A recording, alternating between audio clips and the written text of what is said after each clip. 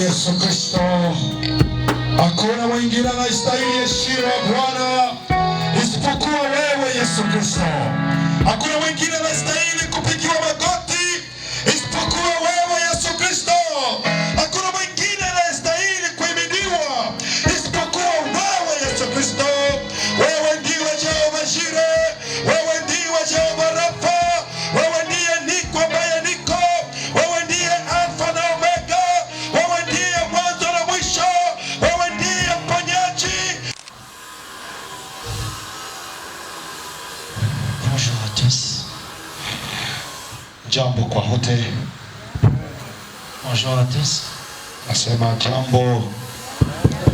Nous espérons que vous vous allez bien. Ni matumaini yetu kwamba mko salama. Est-ce que tout va bien chez vous? Je, mko salama? Vos maisons et vos familles, ça va? Je, nyumba na familia zenu mko salama? Là, je suis très content parce que la Bible dit que nous soyons toujours en paix. Et même lorsque le problème est là, il faut toujours dire que tout va bien. Na shukuru kusikia mko salama, sababu Biblia imesema tuwe sote salama. Na hata kungekuwa shida, lakini tushukuru tu Mungu. Notre seule façon d'avancer et d'aller loin, c'est de rester positif. Namna yetu pekee ya kumshukuru Mungu na kumhimidi ni kubaki daima na mawazo mazuri. Il faut toujours comprendre que dans la vie, ce n'est pas nous qui donnons la solution à ce qui nous arrive. Na inabidi kuelewa katika maisha sio sisi ambao tunaleta suluhisho kwa yanayotutokea. Que seul Dieu est capable de donner la paix à ce que nous vivons. Na Mungu pekee ana uwezo wa kuleta amani kwa yale tunayopitia. Aujourd'hui, c'est un très beau jour. Leo ni siku nzuri sana. Aujourd'hui, vous savez, leo mnajua, nous étions au four et au moulin depuis notre arrivée. Tumefanya kazi nyingi sana tangu tufike hapa. Nous avons tellement travaillé pendant beaucoup de jours. Katika siku zote hizi tumefanya kazi nyingi sana. Et ceux qui étaient déjà avec nous depuis le mardi de la semaine passée savent qu'on était là, prière, délivrance, aussi au témoignage. Na walikuwa na sisi tangu tulipoanza, wanajua tulikuwa hapa maombi ya ufungulifu na ushuhuda. Maintenant arrive aussi la fatigue bat son plein. Na inafika wakati pia mwili unachoka. C'est pourquoi on a peut-être l'air très fatigué. Ndio maana mnaona kama tunachoka sana leo. C'est quand même ça. L'esprit est toujours disposé, mais des fois la chair est faible, dit la parole. Roho iko radhi lakini mwili unachoka. On a tellement l'amour de faire les choses, d'avancer comme Dieu le veut, mais des fois on a un corps humain. Tuna ule upendo wa kuendelea kuhubiri hata leo, lakini mwili sasa unachoka. Pourquoi aujourd'hui? Ndio maana siku ya leo, avant de dire ce que je devais dire, kabla ya kuongea lolote lile, c'est juste ramener votre pensée. Ni kujaribu tu kukurudisha que hier c'était le deuxième jour de notre espérance de l'éternité. Kwamba jana ilikuwa siku ya pili ya shuhuda kuelekea paradiso. Je crois que il y a tellement de points essentiels. Kama kuna mambo mengi sana muhimu. Il y a tellement beaucoup de choses que nous devons remplir. Kuna mambo mengi sana ambayo tunastahili kutenda. Tu sais, pour arriver au ciel, unajua kwa kufika mbinguni, il y a tellement beaucoup de principes à observer. Kuna mambo mengi sana ambayo tunastahili kuishi. Il y a tellement beaucoup de choses à laisser. Kuna mambo mengi sana ya kuacha. Il y a tellement beaucoup de choses à obéir. Kuna mambo mengi sana unayostahili kutii. Le ciel, on le gagne. Na mbingu unaipigania. On le gagne par la faveur que le Christ nous a donnée. Unaipata kwa neema ambayo Kristo ametupa. Mais on ne croise pas ses bras pour dire j'ai déjà crié, c'est fini pour moi. Lakini huwezi kunja mikono useme mimi nimeshaamini, yatosha kwangu. Il y a toujours quelque chose à faire. Daima kuna kitu fulani cha kufanya. Il y a toujours quelque chose à faire. Daima kuna kitu cha kufanya. C'est pourquoi ce que nous disons ici peuvent apparaître une absurdité pour les autres. Ndio maana tunayoongea hapa wawezekana wengine wasielewe. Je suis des fois, parfois dans la vie, il y a des choses que nous apprenons au préalable, on ne le savait pas. Lakini katika maisha kuna mambo mengi ambayo utajifunza lakini mwanzo hutayaelewa. Nul ne maîtrise la voix de Dieu. Sababu hakuna anayeelewa kikamilifu. Dieu est tellement différent. Mungu ni tofauti sana. Dieu ne voit pas les choses telles que nous les voyons. Mungu haoni mambo kama tunavyoyaona sisi. Notre façon de penser aujourd'hui, namna yetu ya kuwaza leo, notre façon de faire les choses aujourd'hui, namna yetu ya kutenda mambo leo, il faut le reconnaître que cela est programmé déjà dès l'enfance par le monde du ténèbre. Ujue kwamba hiyo yote ilipangwa tangu tungali watoto katika ulimwengu. Les diables lancent déjà des oppressions dans les pensées, comment les gens doivent réfléchir, Shetani anatupa mambo mabaya katika mawazo, comment ils doivent agir dans la vie. jinsi gani wanawashwa kutenda katika maisha. Le diable lance des gens dans les cœurs de l'homme, comment l'homme doit résister à la vérité. Shetani anatupa vitu katika moyo wa mwanadamu ili apigane na kweli. Na kwamba mtu atake mambo ya mzaa mais pas la vérité. Lakini asitake. Mais lorsqu'on rencontre le Seigneur, l'intelligence est renouvelée. Lakini unapokutana na Bwana, akili zako zinafanyika upya. Jamais Dieu t'amènera à faire une expérience où Dieu te tolérera à faire des choses qui s'opposent à sa propre parole. Kamwe Mungu hawezi kukuruhusu ufanye mambo yaliyo kinyume ya neno lake. Si Dieu, la Bible dit que en Dieu il n'y a pas de favoritisme. Biblia inasema katika Mungu hakuna kipendeleo. Dieu ne fait exception à personne. Mungu hapendelei mtu yeyote. Tous les hommes sont traités de la même manière. Watu wote mbele za Mungu wako sawa sawa. Et si tu prétends que sur la terre tu as la faveur de Dieu, na ukisema duniani wewe Mungu anakupendelea zaidi, enfant chéri de Dieu, na wewe ni mtoto mpendwa wa Mungu. La Bible dit que pensais-tu que moi je te ressemblais? Biblia inasema unawaza mimi na kufanana na wewe. Dieu est tellement saint, la Bible dit qu'il n'a même pas confiance à ses anges, et comment il peut avoir confiance aux hommes? Biblia inasema Mungu ni mtakatifu sana kiasi haamini hata malaika zake. Il y a certaines personnes dans leur façon de voir les choses. Kuna baadhi ya watu katika namna yao ya kuona mambo s'attachent à des choses pour dire moi Dieu m'a fait l'exception. Wanaegamia katika lugha ya kusema kwamba mimi Mungu amenipendelea zaidi. Dieu te fait des exceptions dans ce qu'il condamne dans sa parole, c'est que inutile, la Bible ne sert à rien. Sasa ikiwa Mungu amependa wewe kuliko wengine wote, mbona hiyo ni kinyume ya neno lake? Ina maana Biblia sasa considérer que la Bible n'est pas vraie. Kwa hiyo itabidi tujue Biblia sio kweli. Dieu a commencé à faire des exceptions. Sababu Mungu ameanza kupendelea wamoja kwa wengine. La Bible est le livre de la vérité. Lakini ikiwa Biblia ni kitabu cha kweli. Et que si tout homme sera jugé par les Écritures. Na ikiwa sote tutahukumiwa kwa maandiko. Restons dans ce qui est écrit. Tubaki katika yale yaliyoandikwa. Restons dans la parole de Dieu. Tubaki katika neno la Mungu. Suivons que le principe de Dieu. Tufuate tu neno la Mungu. Que ce que la parole de Dieu nous enseigne. Tufuate tu tunayofunzwa na neno. La meilleure chose à faire c'est de vivre dans la parole de Dieu. Kitu muhimu cha kufanya kuliko yote ni kuishi kulingana na l'esprit des opinions personnelles. Mtoke katika roho ya maoni binafsi. De révélations qui s'attachent aux intérêts personnels. Mtu anapata ufunuo kwa ajili ya faida yake binafsi. Il faut que la Bible soit témoin de tout ce que les gens parlent. Inabidi Biblia awe shahidi wa unayoyatenda. Et si Dieu réprimande toutes les choses dans la Bible, ikiwa Mungu alionya kitu katika Biblia, et que Dieu lui-même commence à choisir des hommes sur la terre, c'est qu'il doit nous écarter les prédicateurs, parce que la prédication ne sert à rien, la Bible ne sert à rien, que le monde retourne sans la Bible. Ikiwa Mungu mwenyewe amekemea vitu katika Biblia na baadaye tena yeye achague watu ili waende wafanye vile alivyokemea, ina maana kuna haja sasa ya tout homme sera jugé de sa façon qu'il s'est comporté à la parole de Dieu. Sikiliza ndugu, kila mtu atahukumiwa kulingana na alivyoishi kulingana na neno. Beaucoup seront surpris à ce jour-là, mais Dieu, toi tu m'avais dit, et Dieu leur répondra, qu'est-ce que ma parole a dit? Wengi siku ile watashangaa, watasema Mungu mbona uliniambia? Lakini watajibiwa neno lilisema. Est-ce que crois-tu que la Bible est le livre de la vérité? Je, unaamini Biblia ni kitabu cha kweli? Est-ce que tu crois que les Écritures sont les paroles de Dieu? Je, unaamini haya maandiko ni neno la Mungu? Si tu le crois, manifeste-toi. Ikiwa unaamini hivyo, hebu jidhihirishe. Si tu crois cela, tu peux juste dire à haute voix, moi je crois que la Bible c'est la parole de Dieu. Ikiwa unaamini Biblia ni neno la Mungu, useme tu kwa sauti kubwa, naamini Biblia ni neno la Mungu.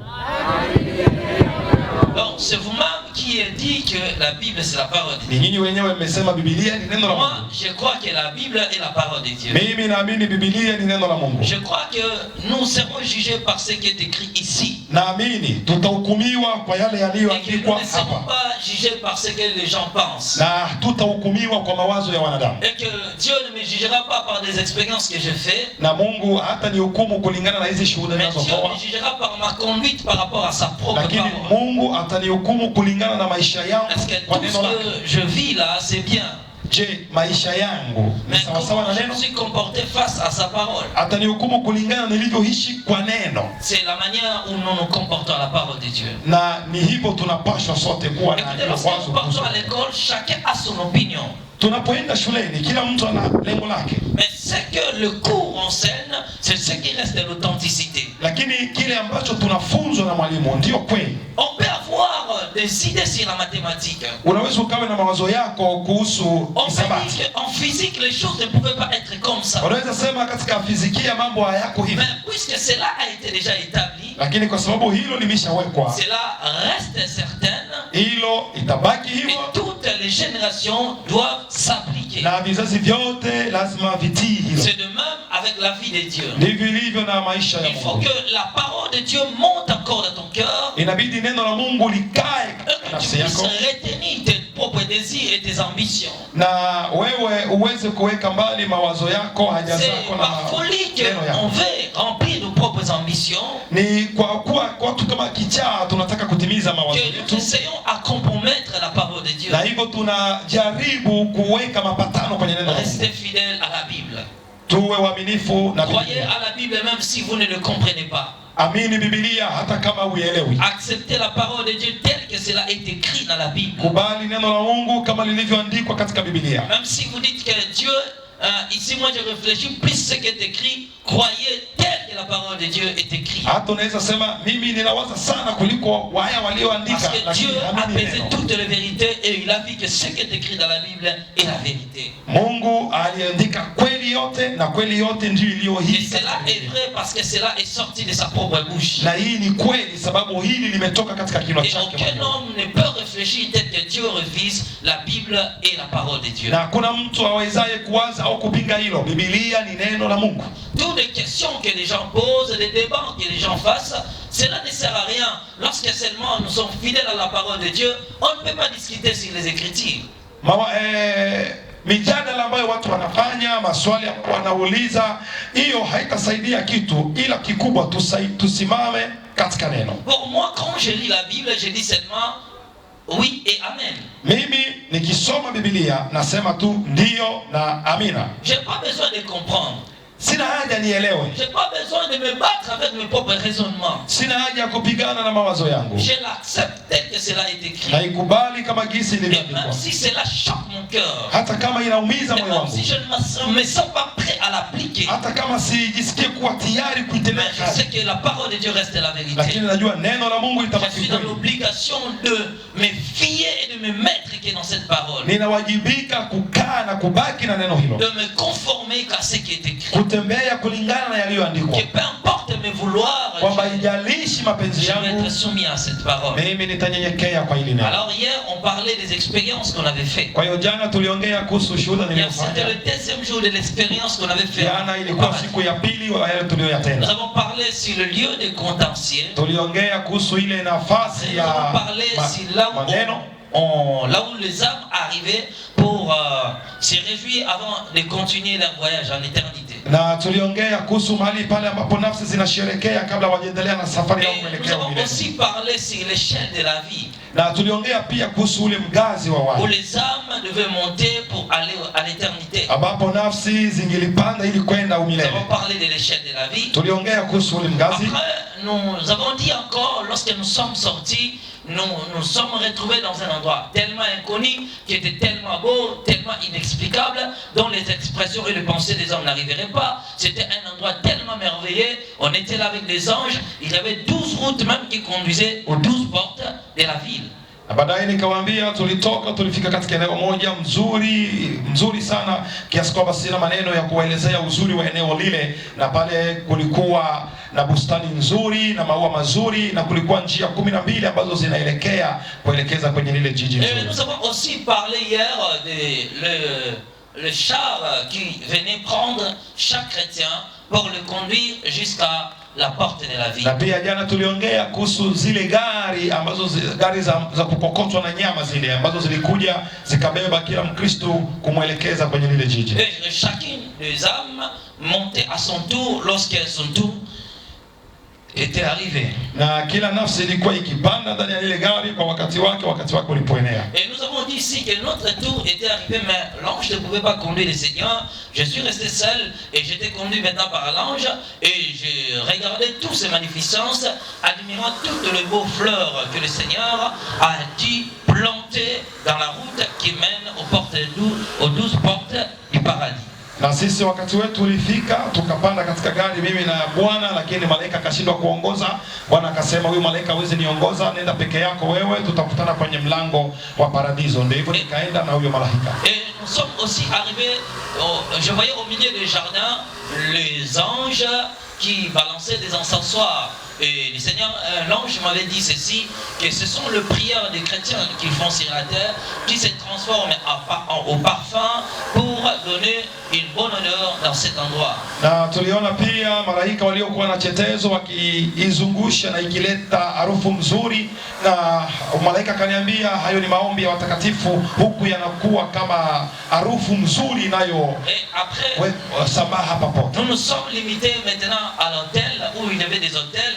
Et des hôtels là qui dégageaient du feu, et l'ange avait dit ce sont des prières des chrétiens qui vivent dans des jeûnes, qui vivent dans des retraites, qui se sacrifient pour chercher la face de Dieu et qui fournissent beaucoup d'efforts au marché. Na baadaye tukafika kwenye madhabahu zile ambazo zilikuwa zinatoa moto, ambapo malaika aliniambia kwamba haya ni maombi ya watakatifu, lakini haya ni maombi ya funga. Dans la continuité de notre char. Kwa hiyo hebu tuendelee basi, na tulipokuwa ndani ya gari mimi na malaika, on continue à avancer. Tukaendelea kupaa. Le plus on avançait, na kadiri tulivyoendelea, j'admirais le jardin de fleurs planté. Niliendelea kabisa kupenda ile shamba ya maua. Et je voyais les mouvements que les fleurs faisaient adorant le Seigneur. Na niliona jinsi maua yalikuwa yakicheza cheza yakimwabudu Bwana. Tout le ciel est rempli de la gloire de Dieu. Mbingu yote imejaa na utukufu wa Mungu. Alors bien aimé, la route qu'on avait pris, ndugu yangu, barabara tuliyoshika, le char que j'étais monté était un char à or. Ile gari niliyopanda ndani ilikuwa gari ya dhahabu. Le roue du char était aussi en or. Na matairi ya ile gari ilikuwa pia katika dhahabu. Je la conduisais lentement. Na malaika yule alikuwa akiongoza polepole, nous amenant petit à petit jusqu'à l'approche de la ville. Akitubeba polepole mpaka kukaribia lile jiji. J'étais à l'admiration parce que je voyais là-bas les gens chanter, je voyais là-bas plus loin tout était blanc, tout était blanc là-bas. Nilikuwa katika furaha sababu niliona malaika wakiimba, na mbele kule niliona kila kitu ni cheupe, weupe tu. Et c'est comme ça qu'on continue à avancer. Na hivyo tukaendelea kusonga mbele. Et à ce moment-là, je regardais, j'admirais, j'appréciais, c'était bien. Na wakati ule nikaangalia, nikatazama, nikapenda. Adoré est tellement inexplicable, est tellement merveilleux, est tellement au-dessus de l'attente des hommes. Il n'y a pas de ville comparable à cet endroit. Millions de fois que le Tokyo, millions de milliers de fois que toutes les grandes villes de la terre. Sehemu ile ni nzuri sana, ni bora, ni ya kupendeza. Hakuna mahali pa kulinganishwa na sehemu ile. Ni nzuri milioni mara milioni kuliko Tokyo, ni nzuri mara milioni kuliko sehemu zote duniani. Tout était en parfait. Na pale kila kitu kilikuwa katika ukamilifu. Était en perfection. Kila kitu kilikuwa katika ukamilifu wake. Le bordure de la route était en or. Haya majengo ya pembezoni mwa barabara ilikuwa katika dhahabu. Je pouvais regarder la chaussée et je voyais là-bas jusqu'au plafond. Niliweza kutazama yale mifereji na kuona kabisa kule chini sana. Si cette ville était conçue par de l'argent, on dirait que Dieu avait mis des milliards et des milliards et des milliards à tel point que tous les milliards de la terre étaient insuffisants. Kama lile jiji lingekuwa limejengwa kwa hela, tungesema kwamba Mungu aligharimu milioni hadi milioni zote za ulimwengu kuisha.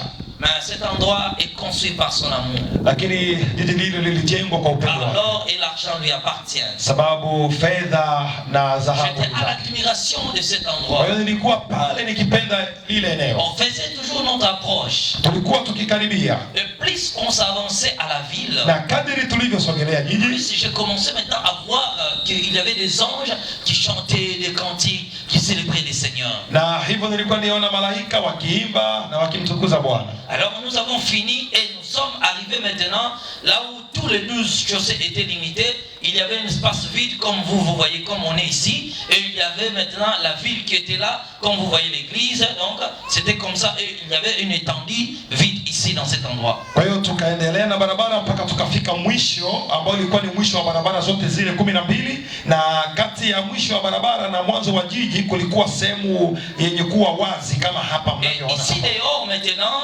ici avant d'entrer dans la ville, il y avait des anges, des milliers des anges que l'on peut compter et l'on peut dénombrer à cause de leur multitude. Na hapa katika huu wazi hapa kati ya mwisho wa barabara zile na mwanzo wa lile jiji, hapa katikati kulikuwa malaika wengi ambao mtu asingeweza kuhesabu. Un ange me dira que les anges ici sont plus nombreux que les sables de la terre. Na malaika mmoja akaniambia kwamba huku mbinguni malaika ni wengi sana kuliko hata mchanga wa huko kwenu duniani. C'était des myriades et des myriades des anges. Walikuwa malaika miliardi, maelfu. Tous ces anges-là chantaient que des cantiques qui rendaient gloire à Dieu.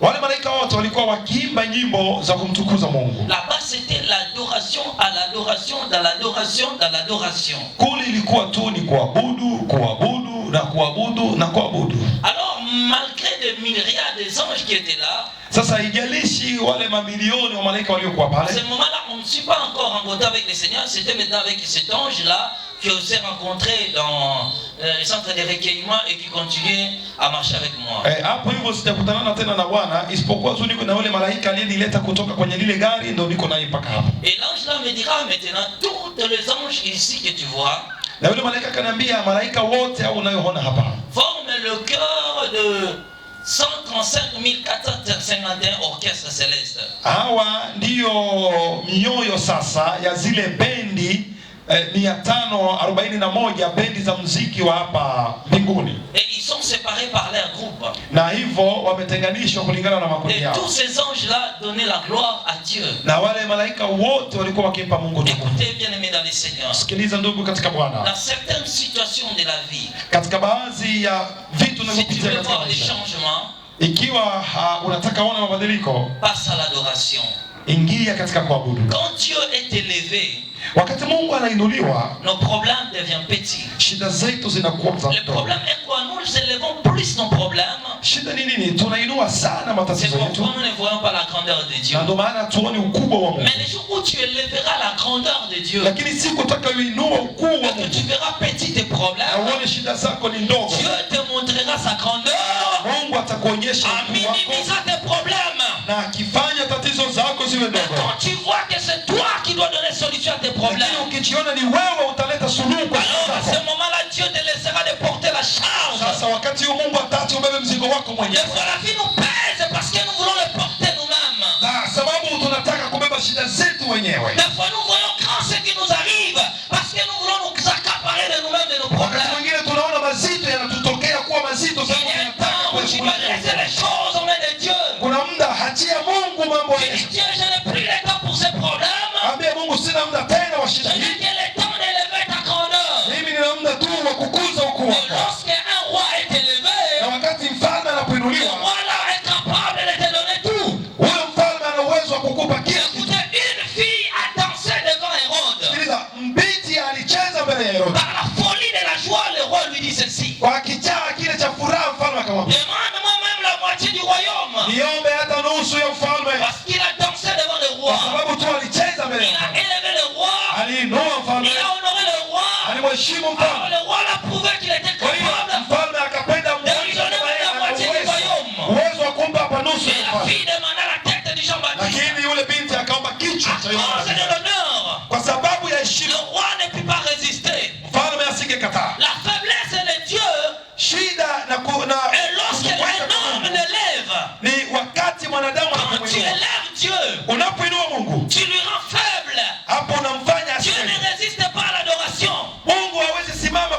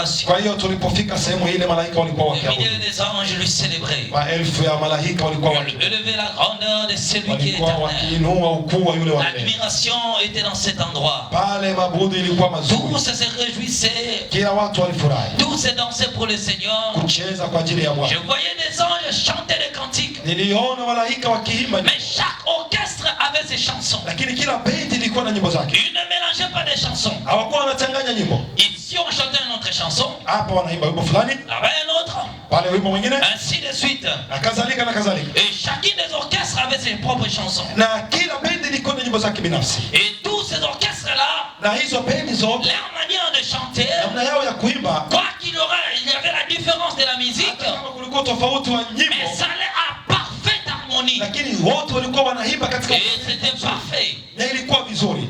Mais j'ai remarqué encore, Lakini niligundua kitu kimoja, d'autres orchestres qui étaient là bendi zingine zilizokuwa pale, n'étaient pas composés des anges. ndani ya zile bendi hapakuwa malaika, C'était en réalité des hommes. walikuwa wanadamu. Des hommes qui ont quitté déjà la terre longtemps, Wanadamu waliotoka hapa duniani qui ont été admis là-bas au ciel ambao wako huko mbinguni, et qui chantaient pour le Seigneur. na wao pia walikuwa waniimbia Bwana. Alors je fus tellement étonné Kwa hiyo nikashangaa de savoir pourquoi ces gens chantent, kujua kwa nini hao watu wanaimba, pourquoi ils sont mélangés avec les anges. kwa nini wamechangana na malaika. Un musicien de mon pays, Mwimbaji mmoja wa nchi je yangu, crois qu'il a été aussi révélé par Dieu. naamini kwamba yeye alifunuliwa na Mungu. Son nom était le frère Alain Molotte. Jina lake ni ndugu Alemoloto. Il a chanté une chanson, il a dit Aliimba wimbo mmoja akasema que les anges se mettent avec les anges pour t'adorer. kwamba wanadamu wachangane na malaika kwa ajili ya kukuabudu. C'est ce que je vis dans cet endroit. Ndicho kitu niliona katika Les sehemu hii. anges étaient avec les hommes. Niliona malaika na wanadamu. Les hommes formaient aussi leur cœur. Wanadamu pia walikuwa na kwaya yao, Et eux aussi chantaient pour la gloire na wao de Dieu. pia walikuwa wakiimba kwa ajili ya Alors utukufu j'ai wao. voulu savoir, qui Kwa hiyo sont-ils? nikataka kujua hawa ni wanani. Il me dit, ces hommes-là, Akaniambia hao watu tous ceux qui ont servi Dieu sur la terre, wote waliofanyia Mungu kazi duniani continueront à faire le même service au ciel. wataendelea kufanya kazi ile ile mbinguni. C'était des gens qui étaient des musiciens sur la terre. Hawa walikuwa wacheza muziki Des duniani, musiciens qui marchaient dans la crainte de Dieu. leo wacheza muziki waliotembea na katika Dont leur uwepo wa Mungu. musique était inspirée par Dieu. Na nyimbo zao zilikuwa zimevuviwa na Ces Mungu. musiciens-là continueront à chanter pour Dieu. Wale wanamuziki wataendelea kuimbia Mungu hadi hapo. Ce sont ceux qui étaient des protocoles sur la terre. Na ni wale ambao walikuwa mapokezi katika C'était ceux qui dunia. étaient les intercesseurs sur la Ni terre. wale walikuwa waombezi hapo duniani. Ils continueront à chanter pour Dieu. Wataendelea kuimbia Mungu. Ceux qui prenaient soin de l'église, Wale waliokuwa wanashughulikia ils kanisa seront ici comme des chanteurs pour la gloire de Dieu. watakuwa hapa kama waimbaji kwa Parce utukufu, qu'ils ont œuvré pour nettoyer l'église. sababu walifanya kazi kwa Les kusafisha kanisa. protocoles faisaient asseoir les gens à l'église. Watu wa mapokezi waliweka watu Des chini. fois, ils montraient à une personne une place de s'asseoir. La personne refusait de s'asseoir là.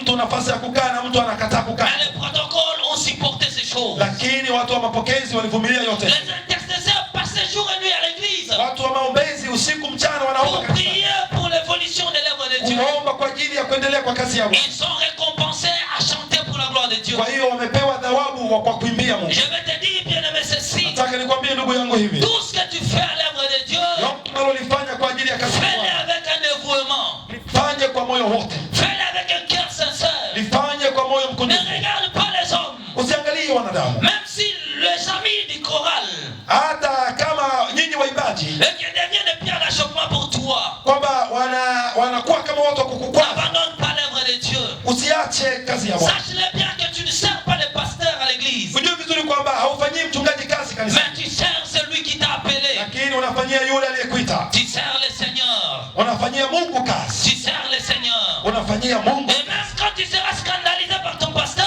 Hata kama mchungaji wako atakudharau, continue à faire l'œuvre de Dieu. wewe endelea kufanya Et kazi ya même Mungu. quand tu seras suspendu, Na hata kama utasimamisha, aie l'amour. uwe na upendo. Après la suspension, continue à servir Dieu. Na watakapomaliza kifungo chako, endelea Ce kusimamisha. sont de grandes œuvres considérées par Dieu. Na ni hizo kazi ambazo Mungu Ce anasamia. n'est pas ceux qui prêchent la parole qui sont exceptionnels. Sio tu sababu sisi tunahubiri ndio tuko Mais tout celui qui sert le Seigneur lakini yeyote anayetumikia Mungu kazi, est considéré au même niveau. sisi sote tuko katika wadhifa Dieu mmoja. te connaît dans le travail que tu fais pour son Mungu œuvre. anajua kwa kazi unayofanya kwa ajili Dans yake. le livre de l'Hébreux chapitre 10, Katika kitabu cha Waebrania sura ya la 10, Bible dit que Dieu n'est pas un homme Biblia inasema Mungu si mwanadamu pour oublier le travail que vous faites ili pour lui. kusaulika kazi uliyomtendea. Tout ce que tu fais dans l'œuvre de Dieu, Yote unavyofanya katika kazi ya Dieu Mungu, te récompensera un jour. Mungu siku moja. Tu ne sais pas les services de protocole que tu fais à l'église. Haujui kama kazi ya mapokezi A unayofanya déjà kanisani épargné beaucoup de gens de ta famille à la mort. imeisha waepushia watu wengi kifo katika Tu jamaa ne lako. sais pas Haujui le nettoyage que tu fais à l'église. hata kusafisha tu kanisa. A peut-être déjà épargné ton père qui allait mourir à la maladie. Imeisha mzuia baba yako ambaye angekufa na magonjwa asife. Peut-être tu cherches la récompense de la terre. Wenda unatafuta ulipe Mais hapa. Dieu intervient d'une façon et d'une autre. Lakini Mungu anakulipa katika njia moja. Ne sois pas celui qui vient remplir les bancs de l'église. Usije tu hapa ili kujaza benchi ya Le plus kanisa. grand secret dans l'église, Siri kuu katika kanisa c'est de chercher à faire quelque chose. ni kutafuta kufanya jambo Qu'est-ce que fulani. toi tu peux faire à l'église? Unafanya nini kanisa? Cherche toujours à faire quelque chose. Fanya nguvu ufanye jambo fulani. Cherche toujours à faire quelque chose. Tafuta na wewe ufanye jambo Quand tu fulani. arrives à l'église Unapofika et que kanisa tu regardes, il n'y a rien à faire. na unatazama kuna kazi ya Quand tu kufanya. arrives à l'église, Unapofika kanisa tu regardes qu'il n'y a rien à faire. unatazama unaona kuna kazi Tu ya commences kufanya. à chercher du travail toi-même. Anza tafuta kazi wewe Qu'est-ce que mwenyewe. je dois faire maintenant? Nitafanya nini sasa? Je vois ici que ces œuvres de ronge. Ninaona hapa kuna Je majani. viens, je l'arrache.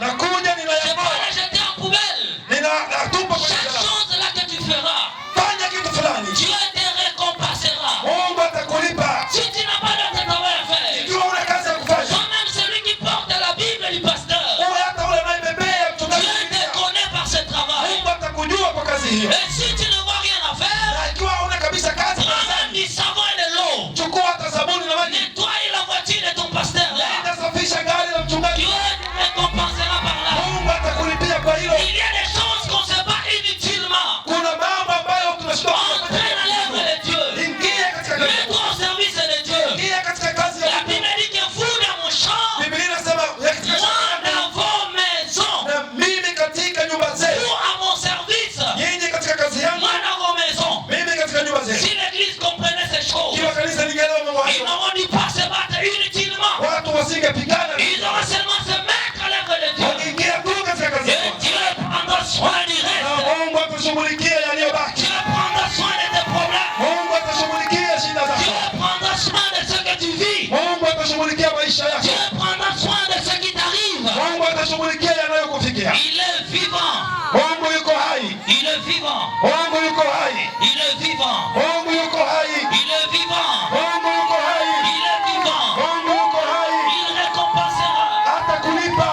Il y a des choses qu'on ne peut pas prier pour ça. Kuna mambo ambayo huwezi hata kuyaombea. Il y a certaines choses qu'on doit seulement se mettre à l'œuvre. Kuna mambo tu wewe ingia kazini. Apprenez à faire quelque chose. Jifunze kufanya kitu fulani. Apprenez à servir Dieu. Jifunze kujua kutendea Mungu. Apprenez à se battre pour l'évangile. Jifunze kupigana tu ya injili. Apprenez à servir Dieu vivant. Jifunze kutumikia Mungu aliye Quand tu hai. te mettras au service de Dieu, Ukijiweka katika kazi ya Mungu, alors Dieu combattra pour toi. Mungu atapigana kwa ajili yako. Et à ce moment-là, ces gens-là se réjouissaient. Na wakati ule wale watu walikuwa wanafurahi. Ils chantaient pour la gloire de Dieu. Walikuwa wakiimba juu ya utukufu wa Mungu. Une fois qu'ils auraient chanté une chanson nouveau, Kila mara walipotaka kuimba wimbo mpya, un groupe des anges qu'on les appelait les anges collecteurs, kikundi fulani cha wamalaika ambao walikuwa wanaitwa wamalaika wa venaient kusanyaji, collecter ces chansons-là et aller les verser sur la terre. walikuwa wanakuja kukusanya zile nyimbo na kwenda zitupa duniani. C'est comme ça qu'on va suivre ces anges-là. Na hivyo tukafuata wale Et on malaika verra comme ils répandaient ces chansons sur la na terre. tukaona jinsi gani wanasambaza zile nyimbo duniani. Il dit, ces anges-là ont pour mission, Mungu wakaniambia wale malaika kazi yao si Dieu inspire quelques chansons au ciel, kwamba Mungu akishavuvia nyimbo kule ces mbinguni, chansons seront directement envoyées sur la terre. kwamba zile nyimbo zinatumwa duniani, Afin que les habitants de la terre chantent les mêmes chansons qui sont chantées au ciel. ili kwamba watu wa duniani waimbe nyimbo zile zile zinazoimbwa mbinguni. Et lorsque nous avons vu comment la musique ou la musique là descendait sur la terre, Na tulipoona jinsi gani zile nyimbo zilikuwa zikishuka parce que c'était duniani, au pluriel, parce que c'était beaucoup de musique qui descendait. zilikuwa nyimbo nyingi sana. Après l'avoir vu, Baada ya kuziona, nous étions encore retournés là-bas, à cet endroit de l'admiration où les gens célébraient Dieu. tukarudia tena pale katika ile sehemu ambao watu walikuwa Mais lorsque nous sommes retournés maintenant, lakini sasa tuliporudi, il y avait maintenant un groupe de gens kulikuwa kikundi cha watu qui faisaient la queue ambao walikuwa wamejipanga kwenye mstari, et tous se tenaient devant la porte du paradis. na wote walikuwa wamejipanga mbele ya mlango wa paradiso. Il y avait 12 entrées qui sont les 12 portes du paradis. Palikuwa na milango 12 ya kuingia paradisoni. Et dans le mirail de la ville était écrit le nom de tous ceux qui étaient déjà sauvés. Na katika vile vibambazi vya jiji kulikuwa kumeandikwa majina ya watu ambao wameshaokolewa. Comme vous voyez nos portes de l'église là-bas. Kama mnavyoona ile milango ya kanisa letu pale. De l'autre côté, un ange s'est tenu là. Upande huu malaika mmoja anakaa. De l'autre côté aussi, un autre ange s'est tenu là. Upande ule malaika mwingine anakaa. Les gens avaient fait la queue. Watu wanajipanga kwenye mstari. Est-ce qu'un couple de personnes peut m'aider? Je, kuna watu hapo ambao wanaweza nisaidia hivi Que deux personnes se tiennent à la porte. Watu wawili waende wasimame pale kwenye mlango. Tiens-toi là. Ndugu wewe simama pale. So, va encore plus loin. Avance, avance. Voilà. Okay, pale. L'autre frère là, qui est en train de l'église, tiens-toi ici. Na wewe kaa pale ngambo ya huko. Tiens-toi là. Voilà. Laisse vraiment la porte. Mwache mlango wazi kabisa. Okay. Que même 5 personnes fassent la queue. Sasa watu watano wajipange pale kama wataingia katika kanisa hili. Essayez de fermer la porte de l'église. Funga mlango wa kanisa. Ndugu funga. Que 5 personnes font la queue. Sasa watu watano wajipange pale mstari ili kwamba muelewe hili vizuri. Et c'était comme ça. Sawa. Mjipange mstari.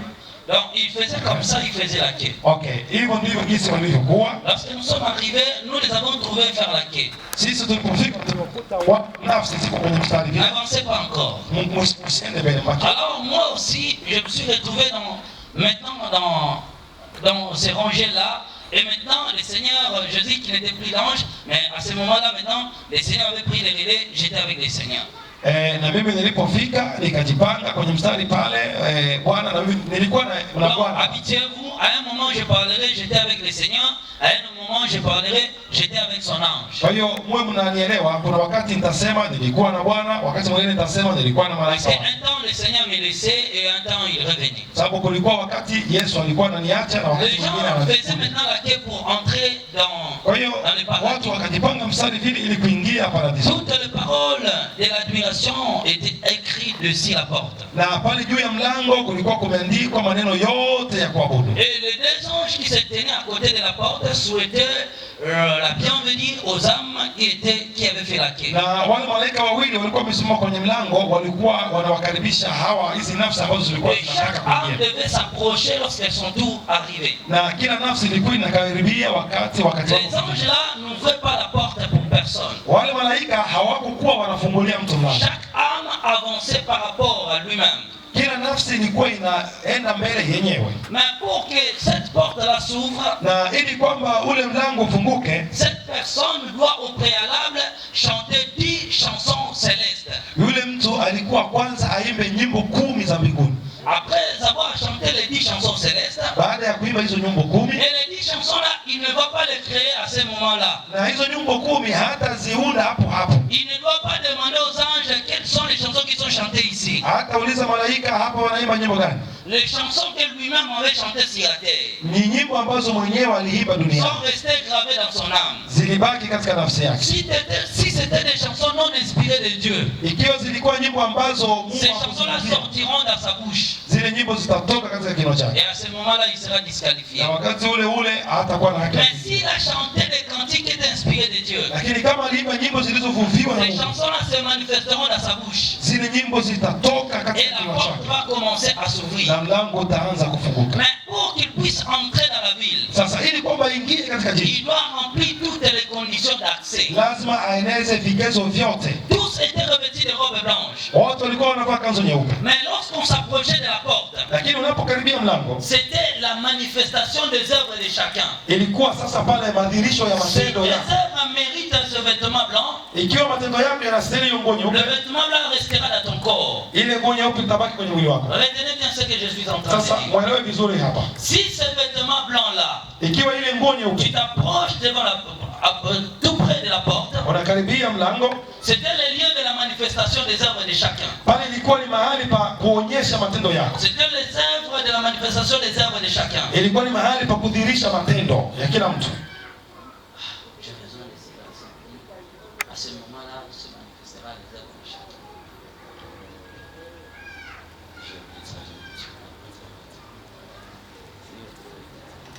Voilà, je continue. Sawa, naendelea. Là maintenant, il faut que les œuvres de chacun soient manifestées. Hapo sasa inabidi matendo ya kila mtu yadhihirike. Si tu tu arrives à la suite de la porte, na ukifika pale kwenye mlango, ce vêtement blanc restera dans ton corps. zile nguo nyeupe zitabaki kwenye mwili wako. Et si c'est non, Na ikiwa la, ce vêtement-là te quittera. hiyo manguo yataondoka. Nous avons trouvé la première femme. Tukakuta mwanamke wa kwanza, C'était l'âme d'une femme qui s'approchait. niliona ilikuwa nafsi ya mwanamke ambaye anakaribia. Lorsqu'elle s'approchait de la porte, Alipokaribia mlango, elle a commencé à chanter les 10 chansons célestes. akaanza kuimba zile nyimbo 10 za mbinguni. C'était des chansons connues sur la terre. Zilikuwa nyimbo ambazo zinajulikana. Et parmi ces chansons, j'ai trouvé les cantiques d'un musicien, d'un frère musicien, Alain Moloto, que je viens de dire. Parmi les chansons célestes, lui aussi, ses chansons étaient parmi. Katika zile nyimbo alizoimba nilikuta kuta anaimba wimbo mmoja wa Ale Moloto, ni mwimbaji wa kwaya de la porte, Sasa alipokaribia mlango, ses robes blanches là disparu. nikaona ile nguo nyeupe ikapotea. Elle se fit maintenant retrouver avec un collat dans son corps. Akabaki na kanguo kamoja kakubana. Et il portait un maillot de corps qui exposait les seins comme ça. Na alikuwa amevaa kama ile nguo ya kulala nayo ambayo inaonyesha Et tout en sehemu za asili. et sa tête était remplie de faux cheveux. Na kichwa chake kilikuwa kimejaa zile nywele bandia. Et ses lèvres étaient remplies de rouge à lèvres. Na midomo yake ilikuwa imepakwa wanja. Il avait des fards à joues partout. Na alikuwa na mambo ya kuweka weka Mais lorsqu'il se fit retrouver à cet état, lakini alipoonekana pale amekuwa hivyo, Jérémie chapitre 14, Yeremia chapitre 4 verset 30, Yeremia 4:30, et toi dévasté, na wewe Vasti, que vas-tu faire? utafanya nini? Tu te revêtiras de croix-moisies, Utavaa makapi, tu te pareras d'ornements d'or, utajipamba na dhahabu, tu mettras du fard à tes yeux. utaweka wanja Mais c'est machoni pako. avant que tu t'embelliras, tes amants te méprisent. Lakini yote hayo ni kwa bure, sababu hao wapenzi wako watakudharau. Alors, Ecclésiaste chapitre 3, le verset 14. Kwa hiyo Ecclésiaste chapitre 3, verset 14. Walawi 3:14. Je reconnais que tout ce que Dieu a fait durera toujours. Najua yote aliyofanya Mungu yatadumu milele. Il n'y a rien à ajouter et rien à retrancher. Hakuna cha kuongeza wala cha Maintenant, kupunguza. lorsqu'elle s'est retrouvée, vous Na pouvez rentrer, merci beaucoup. okay, murudi nafasi zenu. Asanteni sana. Lorsqu'elle s'est retrouvée à cet état, Yule mama alipokuwa pale katika ile, elle était tellement hontée d'avoir perdu ses vêtements. akajisikia aibu kuona amepoteza nguo Alors, zake. elle se jeta par terre. Kwa hiyo akajitupa chini.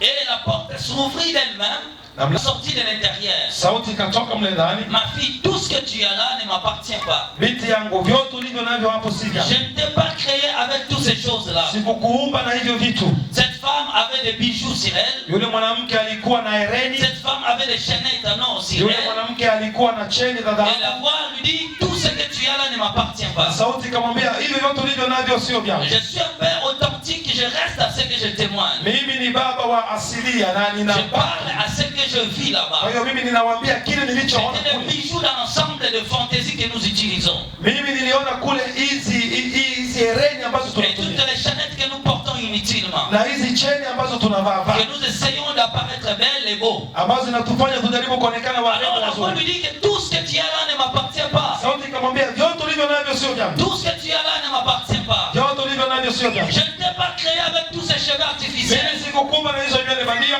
Entre sur la terre. Rudi duniani, Remets les choses de la terre. rudisha mambo ya ulimwengu. La femme là est tombée par terre. Yule mwanamke akaanguka Elle a duniani, commencé à pleurer. akaanza lia, Elle a dit, Seigneur, j'ai couru en vain.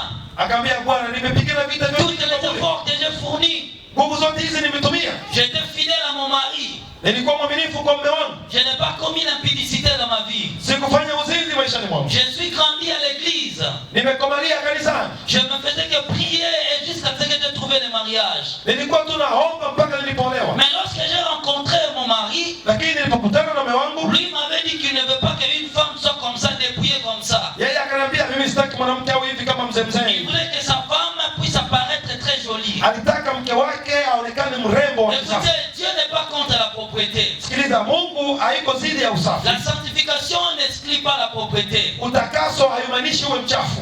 Tu dois être propre. Unabidi uwe msafi. Tu dois te faire joli. Unabidi uwe mzuri. Mais tu ne dois pas adhérer aux choses du monde de Jézabel. Lakini sio kuingia katika mambo ya kiulimwengu ya Alors, à ce Yezebeli. moment-là, la femme l'a pleuré.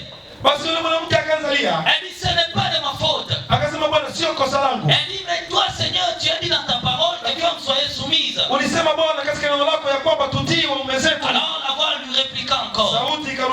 akamwambia, tu as obéi à la voix de ton mari qu'à ma parole. kwa nini ulitii sauti ya mume wako kuliko neno langu? La femme là était tombée par terre. Ule mwanamke alirudishwa duniani Étant souci, étant honteux de voir, était disqualifiée. na akawa na aibu na huzuni kuona kisa La porte se ferma ule mlango après elle, baada yake, pardon, devant elle, mbele yake, et elle ne pouvait plus entrer. na hangeweza ingia. La femme était tombée par terre. Akaanguka mpaka Elle duniani, a commencé à pleurer. akaanza lia, Elle dit toutes les efforts que j'ai fournis. akasema kazi yote hii nimefanya. Seigneur, tu nies tout ce que je fais à cause de ces bijoux. Bwana, unakataa kazi yote nilifanya À sababu tu ya cause yale, de ces ornements que j'avais. sababu tu ya haya mapambo.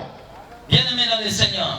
Ndugu katika Bwana, Dans le livre d'Ésaïe chapitre 3, le verset 16. katika kitabu cha Isaya 3 mstari wa Descendez 5, jusqu'à bas. shuka mpaka chini. Le Seigneur châtira tous ceux qui portent des bijoux. Bwana atawahukumu wote wanaovaa Tous ceux hereni, qui ont des ornements. wote walio na mapambo, Tous ceux qui portent des chaînettes. wote wanaovaa macheni. La femme était honteuse. Yule mwanamke alisikia aibu, Elle regrettait toute sa vie. alisikitika maisha yake Que tous les efforts qu'il a fournis pour Dieu kwamba kwa kazi yote aliyomtendea a Mungu, été jeté à cause de ses actes. yote kazi haina maana sababu. Bien-aimé dans le Seigneur. Bwana, ndugu yangu katika Le Bwana, sang de Jésus est plus puissant que toute chose. damu ya Yesu ina nguvu kuliko yote. Le sang de Jésus pardonne le pécheur lorsque le pécheur se donne à Jésus-Christ. Damu ya Yesu inasamea wafanya dhambi, Mais lorsque nous péchons volontairement, ikiwa wafanya dhambi wenyewe wanakuja kwa Yesu. écoutez bien aimé dans le Lakini Seigneur. ukifanya dhambi makusudi, Romains chapitre 6, le verset 23. sikiliza Warumi 6, Car le salaire du pécheur c'est la mort. kwa sababu mshahara wa Le maovu ni péché dhambi. est capable de détruire tout ce que tu as fait pour Dieu. Dhambi ina uwezo wa kuharibu yote uliyotendea Mungu. Tu peux servir Dieu. Unaweza tumikia Tu Mungu, peux gagner les âmes pour Dieu. unaweza hubiri na watu Tu peux wakaokoka, parler de bonnes choses pour Dieu. unaweza ongea mambo mazuri juu ya Mungu. Mais si tu as un péché dans ta vie, Lakini ikiwa una dhambi ce maishani mwako, péché-là au jour de ta mort siku ile, siku ya kifo, rendra nul tout ce que tu as fait. itafanya kazi yote uliyofanya iwe Dieu bure. considérera que le péché que tu as fait. Mungu ataona hiyo dhambi uliyofanya. Je vous donne cet exemple pour la justice. Na wapa mfano huu ili mjue haki. La fois passée, nous étions moi et le pasteur, ainsi que notre frère, le grand caméraman qui est parmi nous ici. Oui. Ainsi que Papa Stani, nous étions en voiture et nous sommes allés quelque part dans la voiture du pasteur. Wakati uliopita tulikuwa mimi mchungaji na kameramene wetu hapa, tukaenda ndani ya gari tukaenda sehemu fulani. Je crois qu'on rentrait rapidement pour arriver à la maison parce qu'on devait venir ici à l'église. Tukaanza kwa tunarudi haraka haraka ili tufike nyumbani ili tuje kanisani. Nous avons rencontré un roulage Tukakutana na askari polisi wa barabara. qui nous a dit de mettre à côté. Akatwambia wekeni gari Alors hapa. que nous on était pressés. Na sisi tulikuwa haraka. Mais lui il avait vu une infraction. Lakini yeye aliona kosa lake. Devant l'infraction, toutes les vouloirs ne servent plus à rien. Mbele ya kosa haja zako zote haziwezi. Il dit mettez votre voiture de côté. Akatwambia weka gari hapo. Le pasteur a commencé à expliquer, bon, ce là il posait beaucoup de choses, et lui aussi expliquait, bon, comme étant un homme de Dieu, il multipliait même avec les versets bibliques. Mchungaji akaanza jieleza, unaona mimi nishanunua hiyo risiti, unaona kwa vile ni mtu wa Mungu akaanza ongeza hata na verse za Biblia katika maongezi yake. Et le roulage là a commencé à nous compliquer. Na yule askari polisi wa barabarani akaanza kutusumbua. Et moi je demandais maintenant à papa, mais qu'est-ce qu'il dit là? Je n'attends absolument rien. Sasa yeye akaniuliza, huyu askari anasema Et lui nini? me signale encore, pour l'homme de Dieu, ferme la bouche. Na mimi nikamwambia, kaa kimya, funga kinywa.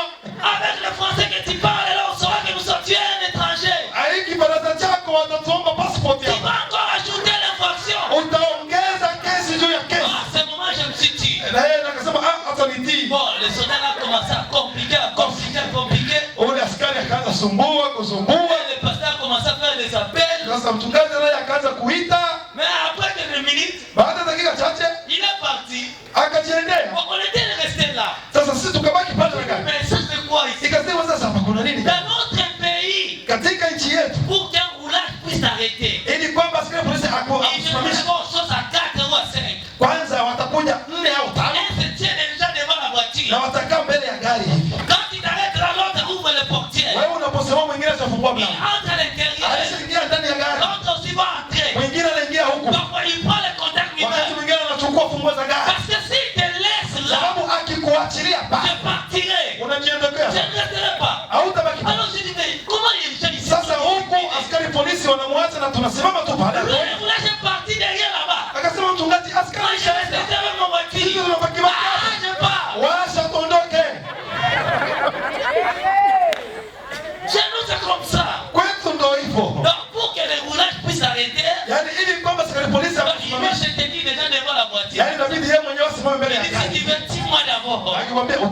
unioe. Unioe mimi nifanya kazi wa serikali. Sasa utakuwa na oga.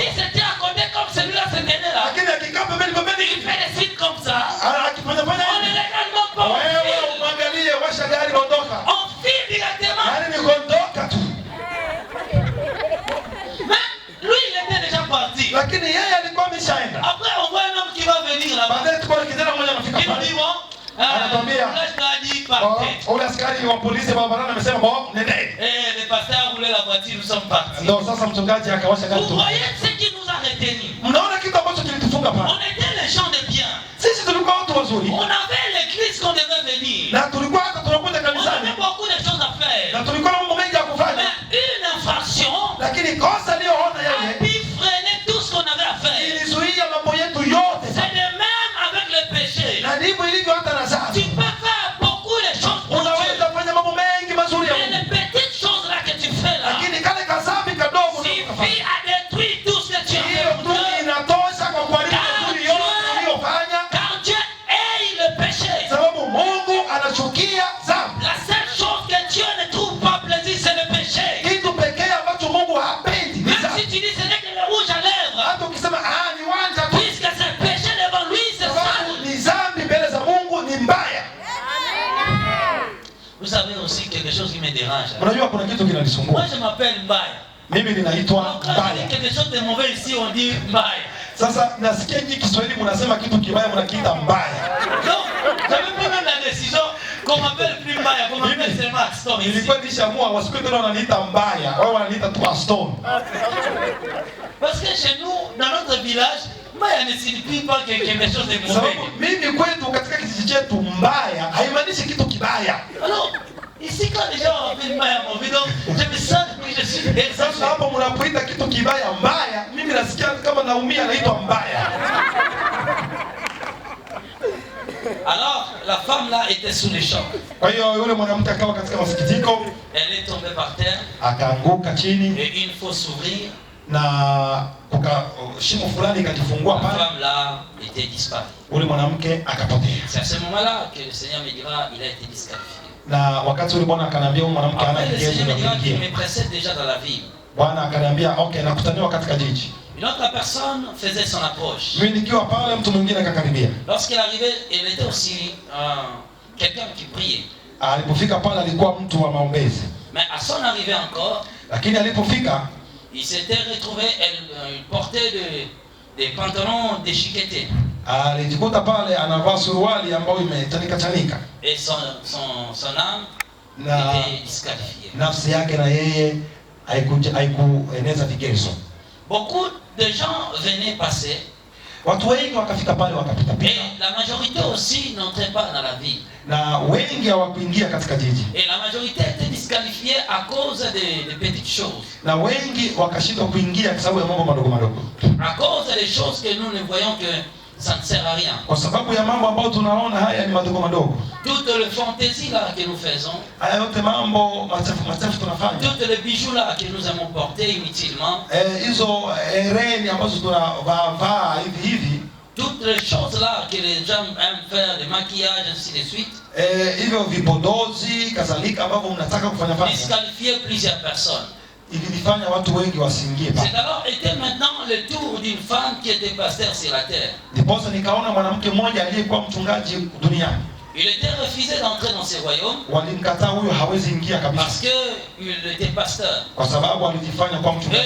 Elle insistait que c'est Dieu qui lui avait envoyé. Na yule mwanamke akasema mimi Mungu ndiye alinituma niwe mchungaji. Alors un verset de la Bible a été cité dans cet endroit. Sasa alipokuwa pale akapewa verse ya Biblia huyo mwanamke. Lorsque une personne faisait des résistances, wakati walipoona pale kila mtu kama akijaribu kujitetea, et que niant d'être disqualifié parce que Dieu lui avait mandaté, na akijaribu kusema mimi ni Mungu ndiye alinituma, mimi ni Mungu alinituma, un verset pour chaque cas de la personne. Kwa hiyo alikuwa huyo mtu anapewa verse ya Biblia. Dans 1 Timothée chapitre 2 le verset 12, katika Timotheo wa kwanza sura ya 2, ce verset a été cité dans cet endroit. Hiyo verse alisomewa huyo mama. Que je ne permets pas à la femme d'enseigner, kwamba siruhusu mwanamke kufundisha, ni de prendre l'autorité sur l'homme. Kuwa na mamlaka juu ya mwanamke. Écoutez, ici on ne dit pas une femme américaine. Hapa hawasemi mwanamke tu Marekani. Ici on ne dit pas une femme congolaise. Hawasemi mwanamke Mkongomani. Ici on ne dit pas une femme tanzanienne. Hawasemi mwanamke Mtanzania. Mais tout celui qui est une femme, lakini yeyote ambaye ni peu mwanamke, importe ses prédictions, haijalishi mazuri peu yako, importe tout ce qu'il prétend croire, haijalishi unaamini lorsqu'il nini. a une femme, Wakati wewe ni mwanamke, il ne doit pas se tenir dans la chair hupaswi kusimama mbele ya et pour majukwaa enseigner la parole. na kuanza kufunza neno. Certes, elle peut prophétiser, Ndiyo, anaweza tabiri, elle peut prier pour les malades et les anaweza malades ombea seront guéris. wagonjwa na wagonjwa watapona,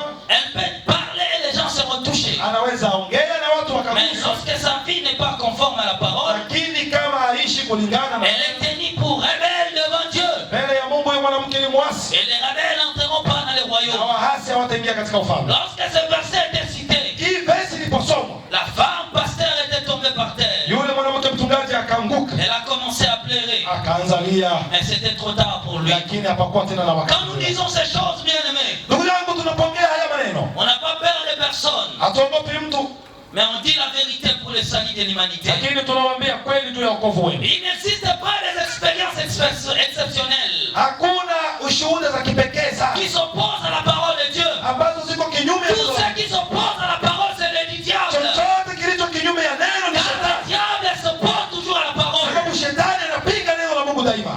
Et depuis le jardin d'Éden, Na tangu shamba la Edeni il a interprété la parole de sa manière. alitafsiri neno kwa namna yake. Écoutez, bien aimés, Sikiliza ndugu, nous sommes connus beaucoup dans le monde. Les gens nous appellent des femmes pasteurs, docteurs, évangélistes, qui nous aident parfois, qui nous soutiennent dans les ministères. Mais on leur dit c'est la vérité. Ce que tu fais là, tu ne verras pas le Seigneur. tunajua wanawake wengi ulimwenguni ambao wanaitwa wanawake wachungaji na wanatusapoti na wanatupenda, lakini tukikutana nao tunawaambia ukweli, hata kuwa mchungaji, hiyo siyo neno la Bwana. Bien aimé, faut bien accepter d'aller en enfer Ndugu, bora ukubali kwenda kuzimu pour avoir cru que la Bible c'est la vérité. ukiamini kwamba Biblia ni kweli, Que d'aller en enfer kuliko kwenda kuzimu pour avoir cru aux paroles d'une personne. kwa ajili ya kuamini tu maneno ya mwanadamu. Croyez à la Bible.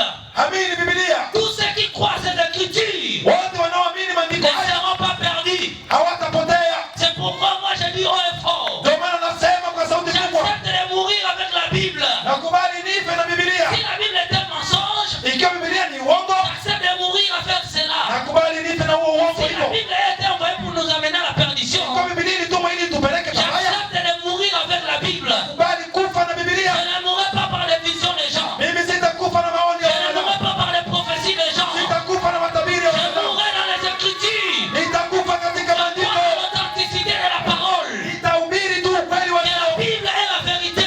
Biblia ni kweli, Toutes les opinions ne servent à rien. maoni ya wanadamu haisaidii chochote.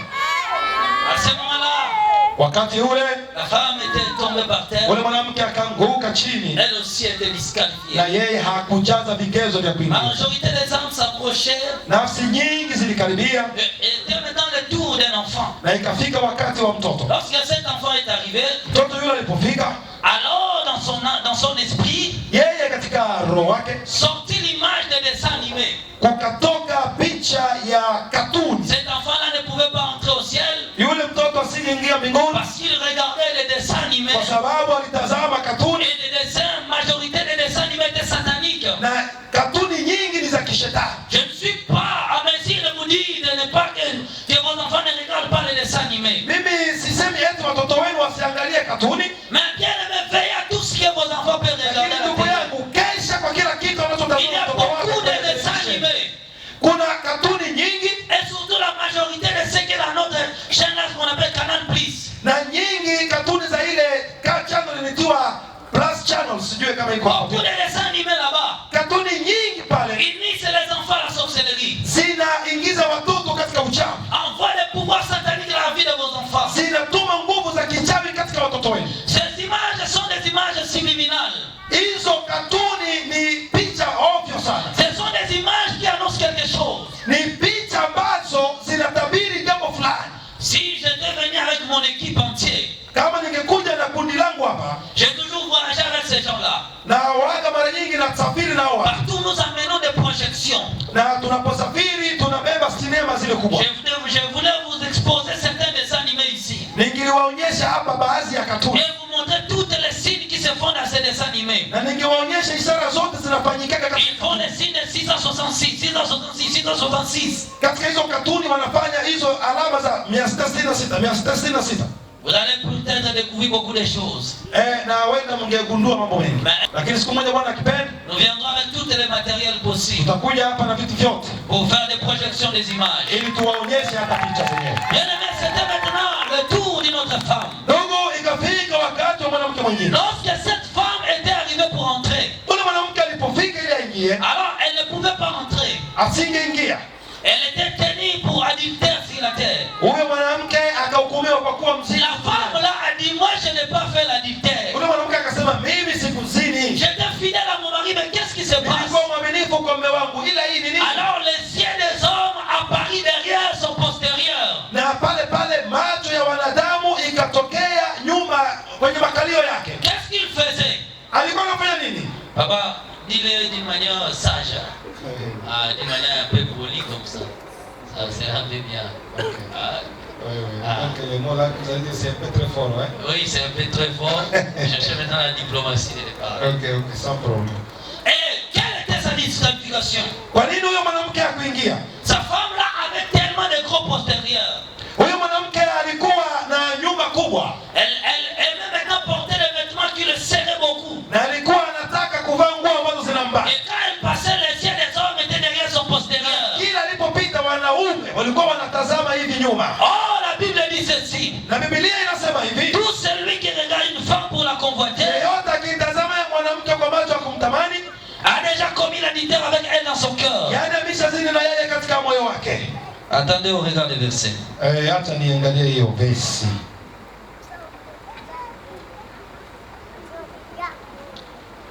Matthieu chapitre 5. Mathayo sura ya 5. Vous avez appris. Matthieu chapitre 25 verset 27. Mathayo 5:27 à 28. hadi 20. Vous avez appris qu'il a été dit, tu ne commettras point d'adultère. 27. Mmesikia kwamba imenenwa usizini. Mais celui qui regarde une femme pour la convoiter, lakini mimi nawaambia kila mtu amtazama a déjà commis avec elle l'adultère dans son cœur. Amekwisha kuzini naye moyoni mwake. Alors la voix lui dit ceci. Sauti ikamwambia hivi. Ta manière de s'habiller, namna yako ya kuvaa, séduisait les hommes. ilikuwa ikifanya wanaume Tous wakutamani. les hommes qui passaient, Kila mwanaume aliyepita regardez ton postérieur. alikuwa akikutazama nyuma. Puisque tu scandalisais les hommes Kwa vile jinsi ulikuwa à cause unashangaza de ta wanaume. mauvaise façon de s'habiller, Kwa sababu ya mavazi yako mabaya. tu es un adultère. Wewe ni mzinzi. Tu ne peux pas entrer ici. Huwezi ingia hapa. Bien aimé, si les gens sont séduits par la modestie de ta façon de s'habiller, Ndugu, ikiwa watu wanapotoshwa na aina yako ya kuvaa, là tu n'as pas un problème. wewe pale hauna shida. Mais si tu sais que les gens sont séduits à cause de la séduction de ta façon de s'habiller, Ikiwa unajua watu wanapotoshwa Parce que il y a des na namna femmes- yako ya kuvaa, il y a des femmes qui sortent de ces chèques pour séduire les hommes. sababu kuna wanawake ambao wanavaa na kutoka nje, lengo tu ni kufanya wanaume wawatamani. Écoutez bien, mais lorsque j'étais païen, Sikiliza ndugu yangu, nilipokuwa pagani je me connaissais avec beaucoup de filles. nilikuwa najulikana na mabinti Parce wengi, que j'étais tellement admiré par des filles. sababu mabinti wengi walikuwa wananipenda. Non, là, à cette époque-là, je n'étais pas vilain comme je suis aujourd'hui. Ile wakati ulisikuwa mbaya kama gisi niko leo. Hein? À l'époque-là, j'étais tellement beau. Hein? Wakati ule nilikuwa mtanashati, J'étais jaune comme l'orange. nilikuwa ninageuka. Ulihubiri injili duniani. Bien aimé, Ndugu yangu, nous avons pour mission d'évangéliser le monde. kazi kubwa tulio nayo ni kuhubiri injili duniani. Notre salut, il dépend.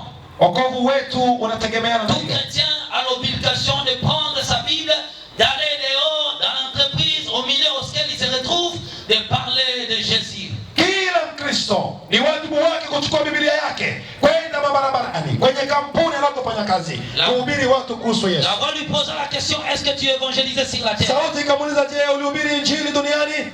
Jésus nous a donné la mission ici. Yesu alitupa kazi hapa. Il dit dans Matthieu 24 verset 14, cette bonne nouvelle du royaume sera Mathayo prêchée dans le monde entier. 24:14 kwamba habari njema hii itasambaa dunia Et mzima. dans Matthieu 28 verset 19, il dit Mathayo allez, prêchez la bonne nouvelle. 28:19 ikasema nendeni mkahubiri injili. Bien aimé, Dieu nous a envoyés pour parler de sa part. Ndugu, Bwana alitutuma ili tuongee kwa Lorsque tu connais la vérité des Écritures ikiwa unajua kweli ya et maandiko que tu n'évangélises na pas, wewe hauihubiri, tu empêches ton âme d'aller au ciel. unazuia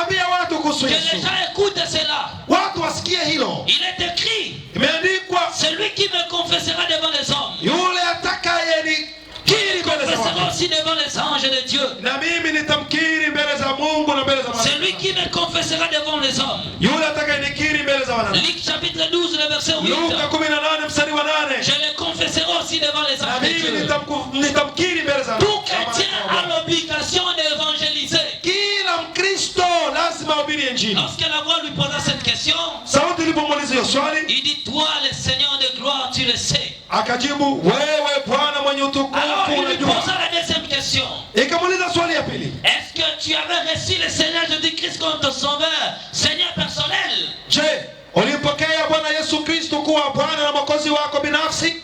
Jean 3,16 dit ceci. Yohana Car 3:16 Dieu a inasema, tant aimé le monde, Bwana aliupenda il a ulimwengu donné son Fils unique, akatoa mwanawe afin pekee, que quiconque croit en lui ili yoyote amwaminie ne périsse point, mais qu'il ait la vie asiangamie, éternelle. ila awe na uzima wa milele. Lorsque la voix lui parla de cela, Sauti ilipomwambia kuhusu il hilo, dit, toi le Seigneur de gloire, tu le sais. akajibu, wewe Bwana mwenye utukufu wajua. Troisième question qu'il lui posa. Swali ya tatu aliyomuuliza, Est-ce que sur la terre, je, duniani tu payais la dîme ulilipa cha kumi et les offrandes? na sadaka?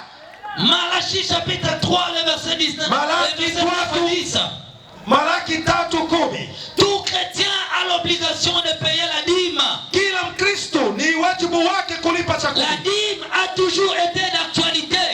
Cha kumi ni jambo la kisasa, Tu dois payer la dîme. lazima ulipe cha kumi. La dîme n'a pas commencé dans la loi de Moïse. Cha kumi haikuanza katika kitabu cha Car Musa. lorsque notre père Abraham paya la dîme, Moïse n'était pas encore là avec son loi. Wakati baba yetu Ibrahimu alipolipa cha kumi, Musa hakuwa pale na sheria zake. Moïse n'était pas là. Musa hakuwa Mais pale, Abraham paya la dîme. lakini Ibrahimu akalipa cha C'était kumi. par révélation qu'il paya la dîme. Ilikuwa ni kwa ufunuo alilipa cha Tu kumi. dois chercher par qui tu dois payer la dîme. Unapaswa ujue wapi pa kulipa cha Cherche kumi. les hommes de Dieu authentiques. Tafuta watumishi wa Mungu Même halisi, s'ils sont dans les plus recoins du monde, hata kama wako mbali sana, paye à eux leur dîme. walipe cha kumi kwao. Paye ta dîme, bien-aimé. Lipa cha kumi, ndugu Tu yangu. dois avoir un homme que tu payes la dîme. Unapaswa na mtu wa Mungu ambaye utalipa kwake Mais cha tu kumi. as l'obligation de payer la Ni dîme. lazima ulipe cha kumi. Pour ceux qui sont de cette église ici, Kwa wale wa kanisa hili hapa, payez votre dîme à votre pasteur. lipa cha kumi kwa mchungaji Pour wako. ceux qui sont d'ailleurs, Kwa wale walio nje, payez les dîmes à vos pasteurs. lipeni cha kumi kwa mchungaji Et si wenu, vos pasteurs n'enseignent pas la sainte doctrine, sababu wachungaji wenu hawafundishi hivyo. cherchez partout dans le monde. Tafuta pengineko Les gens qui duniani, prêchent la sainte doctrine, watu wanaohubiri ils injili ya sont kweli partout dans le monde. ni wengi duniani. Un réveil est déjà suscité partout. Uamsho ushaanza sehemu zote. Paye ta dîme. Lipa cha kumi, Tu as l'obligation. hiyo ni lazima. La dîme, c'est la part de Dieu. Cha kumi ni sehemu ya Mungu. On ne mange pas la dîme. Usikule cha kumi, On paye la dîme de son travail. lipa cha kumi ya kazi yako. Celui qui ne travaille pas Yule asiyetenda kazi, paye la dîme par les offres que les gens lui donnent. lipa cha kumi kwa hilo unayopewa na watu Cela wengine. exprime la dîme de la reconnaissance. Hiyo inaitwa cha kumi ya Que utambuzi, c'est Dieu qui avait touché ces hommes pour me donner de l'argent. kwamba ni Mungu aligusa wale watu Ne wakalipa dis pas pesa. parce que je ne travaille pas, je ne peux pas payer la dîme. Usiseme kwa vile sina kazi silipi cha kumi. Ah, même ceux qui ne travaillent pas dans la société payent l'impôt. Sababu hata wasiofanya kazi katika kampuni za serikali wanalipa na wao Tu as l'obligation de payer la dîme. Ni lazima ulipe cha kumi, Tu dois payer la dîme. lazima ulipe cha kumi. La dîme de ton travail. Cha kumi ya kazi yako, La dîme de ta maison. cha kumi ya nyumba yako. Tu as une maison, la femme et les enfants. Una nyumba, watoto na mke wako. Appliquez cette attitude à ta maison. Uwe na hiyo tabia katika nyumba Que yako, même tes enfants puissent comprendre que chaque enfant dans notre maison a le droit de payer la dîme. hata watoto wako waelewe kwamba na wao wana hiyo lazima ya kulipa cha kumi. L'homme travaille, la femme travaille, les enfants travaillent. Payez-vous tous la dîme. Baba una kazi, mama ana kazi, watoto wanafanya kazi, kila mtu alipe cha kumi. Bien-aimé, Ndugu zangu, avoir lui poser la question s'il paye la dîme. ile sauti ikamuuliza, je, On va arrêter, hein? unasemaje? Saa zimeisha J'ai oublié. Ibra, saa zimeisha. Ah, c'est fini, hein? C'est fini. Basi wacha tusimamie hapo. Bwana wabariki. Amen.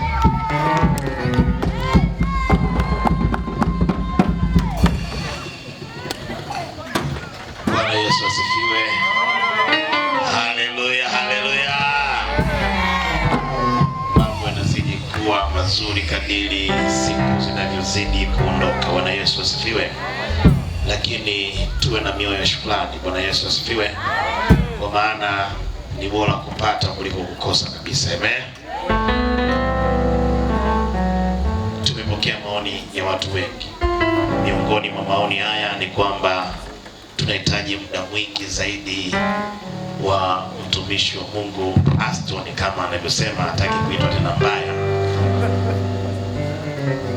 Amen. Bwana Yesu asifiwe.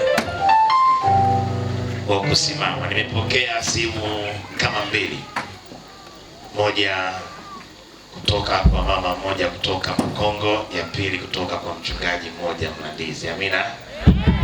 Nikakuta na message nyingine imekaa pale. Bwana Yesu asifiwe. Ngoja nikuibie neno. Leo mtumishi alikuwa amechoka sana na wala hakuwa amepanga kusimama. Amen. Kwa hiyo nikawa nimejipanga mimi kusimama. Na wakati nimejiandaa kusimama, nikajizuia kabisa kusema habari ya kwamba leo simama. Nikasema sasa wewe watu waambie mwenyewe kwamba leo usimama. Bwana Yesu asifiwe. Bwana Yesu asifiwe. Nikashangaa nilipompa ile mic aseme yeye, hakusema, badala yake kaendelea kuhubiri. Bwana Yesu asifiwe. Ndipo nikalithibitisha lile neno ambalo Yesu alipofika akayaona makutano yametawanyika, akaonea, akasema tazama makutano hayana mchungaji. Bwana Yesu asifiwe. Ameiona kiu yenu kwa sababu mmetamani kufundishwa maneno ya kweli ya uzima. Bwana Yesu asifiwe. Kwa hiyo kesho tutaanza mapema zaidi. Tutaanza saa 10. Na waliotoa maono wamesema kwamba hata kama wengine watachelewa, lakini waheshimiwe wale waliowahi. Kwa hiyo tutaanza mapema. Na hasa ukitegemea tumebaki na siku 2. Bwana Yesu asifiwe. Kwa hiyo tunaomba kwaya zote zitakazofika zifike mapema. Saa 9 mkutano utafunguliwa. Bwana Yesu asifiwe. Na kwaya zitaimba. Ngoja nikwambie kitu kimoja. Tunaweza tukafanya jambo baya kama tutafika kupata ujumbe wa kwaya. Na wao ni watumishi wa Mungu, wakati mwingine wanajisikia vibaya wanapokuta kwamba wanaimbia magari, wanaimbia majengo, wanaimbia uwanja. Nikuombe nawe basi ufike mapema. Amina. Ili na wao wapate kuona kwamba unathamini utumishi wao mbele za Bwana. Ili saa 10 kamili tuwe tumepanda kuanza kulishwa neno la Bwana. Bwana Yesu asifiwe. Unayo amani na ratiba hiyo? Bwana Yesu apewe sifa. Na mimi nimefurahi kwa sababu umepata amani. Bwana Yesu asifiwe.